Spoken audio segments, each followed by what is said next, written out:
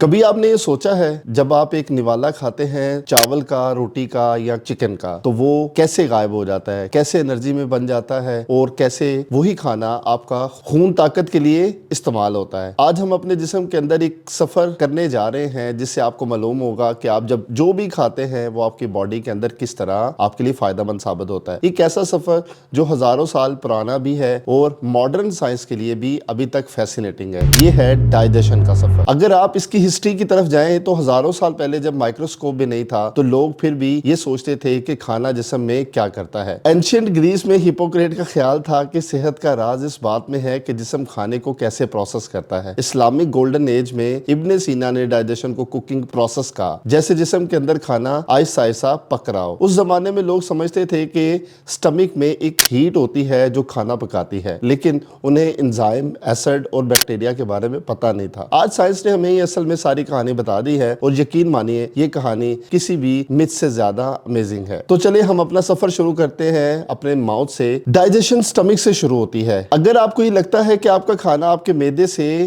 ہضم ہونا شروع ہو جاتا ہے تو یہ غلط ہے۔ یہ سب سے پہلے سٹارٹ ہوتا ہے آپ کے منہ سے۔ جیسے ہی آپ کھانا منہ میں ڈالتے ہیں تو دانت اسے چھوٹے چھوٹے ٹکڑوں میں توڑتے ہیں۔ سلائیوا، جسے آپ تھوک کہتے ہیں، کیمیکل ڈائجیشن سٹارٹ کرتا ہے۔ سلائیوا میں ایک انزائم ہوتا ہے جسے ایمائلیز کہتے ہیں، یہ کاربوہائیڈریٹ کو توڑنا شروع کر دیتا ہے۔ اور فن فیکٹ کی طرف اگر آئیں تو انسان روزانہ تقریباً 1 سے 1.5 لیٹر تک سلائیوا بناتا ہے۔